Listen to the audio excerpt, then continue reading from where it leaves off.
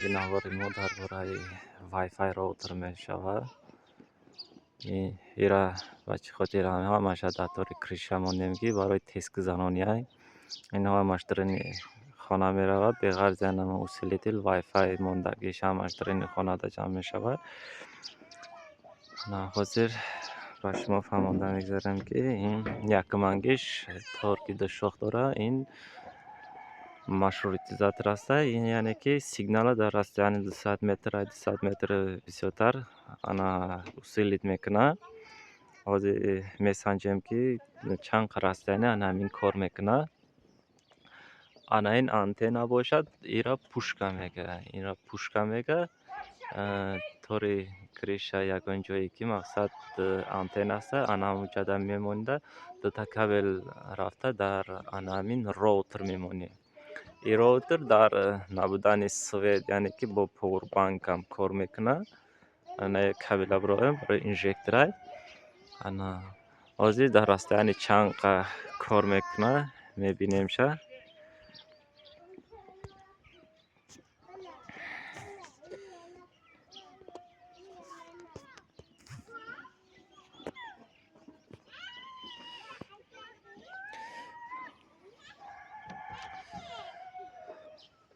Як таша мондем TP-Link. Ана ин маршрутизатор. Ҳозир мебироям маршрутизаторам. Дар расстоянии чанд кор мекунад мебинем. Ана ин Аҳмадҷон бировард TP-Link маршрутизатор аст ки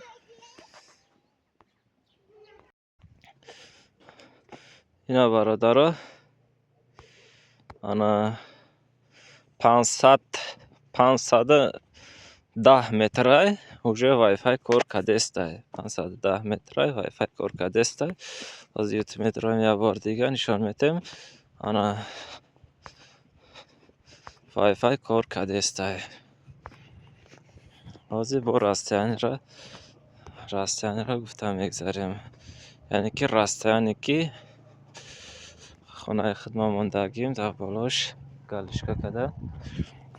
Ана ҳозир расстояниеро месанҷем. 530 метр шид уже. 530 метр ки анаму маршрутизатор бояд бутова фарқ надора. Мақсад чанд метре ки боша анаму маршрутизатор бутова кор кардан мегирад телефон.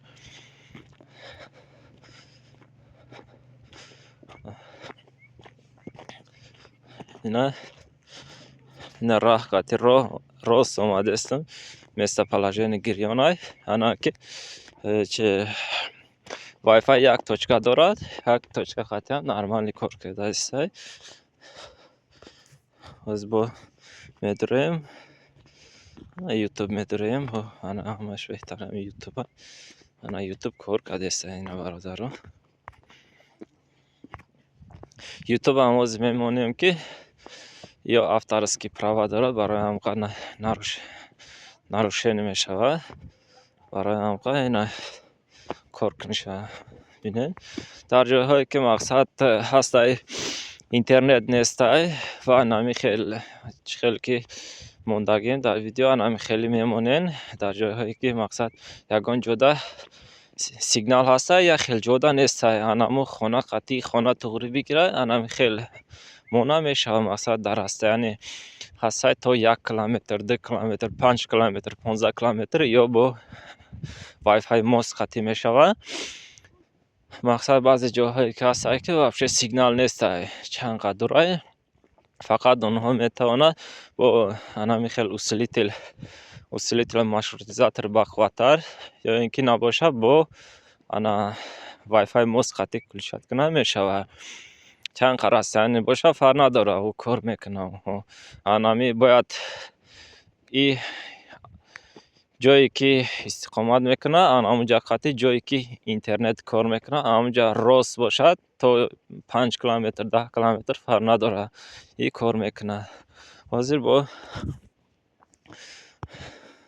ина бо омадестем ки ҳозир бо расстояниеро месанҷем. Ана 709 метрай уже сигналам камтун гум шид. вақте ки прамой вид мешавад, рост мақсад ана ина бо пайдошед ана ҳамин 718 метр дар 718 метр яъне ки кор кардестай. бо ҳастае ки бақватош ҳастае ки то 1 километр и дар конструксияш гуфтагия ки то 200 метр расстояние по круг гуфтагия. ана ки ира барои тест мондем ки ина 740 метрай 740 метр ина омадем. ана ҳозир места положение 751 метр. агар ина накане пеши об омадем ки мақсад истиш каме хамай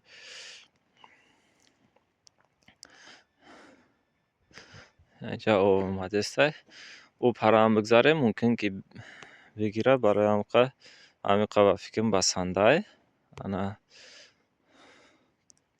то 750 метр то 750 метр омад.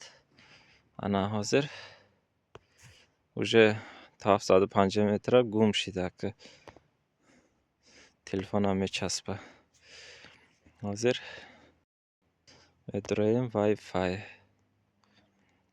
Wi-Fi медураем ку мебинем уже тепелинам уже пашти омада. ина тепелинам омадагай, маршрутизаторам омадагай ки ба ин раста яъне ки 750 метрае.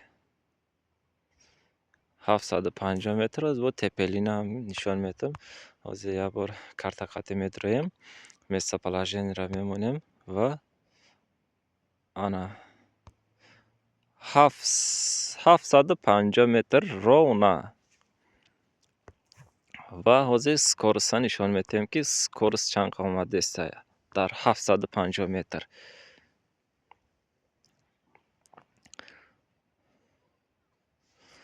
дар 750 метр и результате ки беҳтаринай.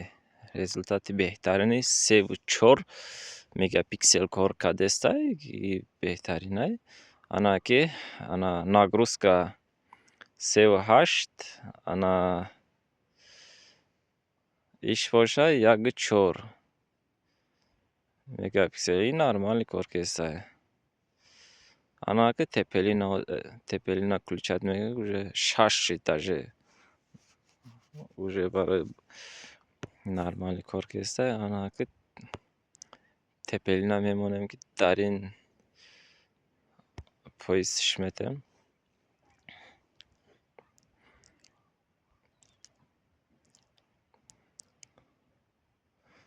тепелина включать мекунем. инам боша 1 точка кор кардестай.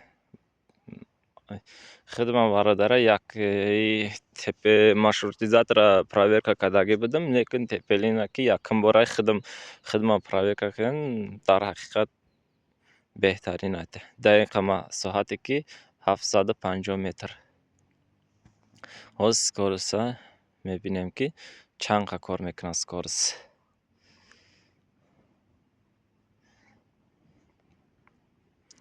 ана 1,4 1,5 беҳтарин дар ин 750 метр. ман худам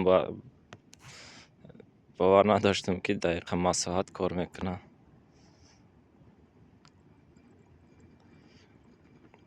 ютуб медураем ку ана каме чемаи маршрутизатор оҳиста кор мекунад ва кор мекунад. бародар бинед кадоме ки мақсад намеёд дар корай дар комментария номероро мемонам, дар описания мемонам. бинависен, занг бизанед. иншоалло ки мо қарор дорем дар ноҳияи Темурмалик. касоне ки бародари мо занг мезанад мақсад дигар ҷоҳо мо наметавонем ки ба ӯ ҷо рафта. мо қарор дорем ҳозиранги дар ин тараф Монкулоб, Советский, ноҳияи Восе Ana این طرف کانگرد بالجوان ana جای ما ana اینجا قرار دارد. ana اینجا قرار داریم ما. باقی سربلند و سعادت باشین. با انشالله که در ویدیوی نوبتی ما با درباره امی وای فای کدام که مقصد چیزی نفهمه باشد مقصد در اپیسانی بنویسین در واتساپ نویسین که مقصد چیزی نفهمیدین بنویسین انشالله که در ویدیوی آینده با فهمانده میریم و خیلی باقی سربلند باشه مرا داره.